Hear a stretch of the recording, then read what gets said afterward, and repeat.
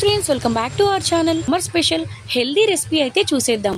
దానికోసం ముందుగా 2 స్పూన్ల కొర్రలు, 2 స్పూన్ల పెసరపప్పు, 2 స్పూన్ల సాబుదానా, 2 స్పూన్ల సేమియాను యాడ్ చేసుకొని మనం బాగా నాననివ్వాలి. ఇది కాసేపు నానిన తర్వాత అందులో వాటర్ యాడ్ చేసుకొని స్టవ్ మీద పెట్టుకోవాలి. ఇందులో 2 యాలకులు, కొంచెం నెయ్యి యాడ్ చేయడం వల్ల మంచి ఫ్లేవర్ అయితే వస్తుంది. దీంట్లోనే మనం డ్రై ఫ్రూట్స్ని కూడా యాడ్ చేసుకోవాలి.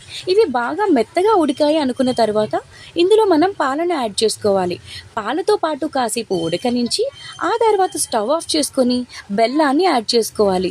ఇలా స్టవ్ ఆఫ్ చేయకుండా మనం బెల్లాన్ని యాడ్ చేయడం వల్ల పాలు విరిగిపోయే ఛాన్సెస్ ఉంటాయి. మనకి రుచికి తగినంత బెల్లాన్ని వేసుకున్నాక దీన్ని మరొకసారి వేడి చేసి సర్వ్ చేసుకుంటే అంతే, మనకి ఎంతో హెల్దీ అయిన పాయసం అయితే రెడీ అయిపోతుంది. ఇది ఈ సమ్మర్లో చాలా హెల్దీ అండి. పిల్లలైనా పెద్దలైనా ఎవరికైనా కానీ మంచి రెసిపీ. మీరు ట్రై చేయండి. థ్యాంక్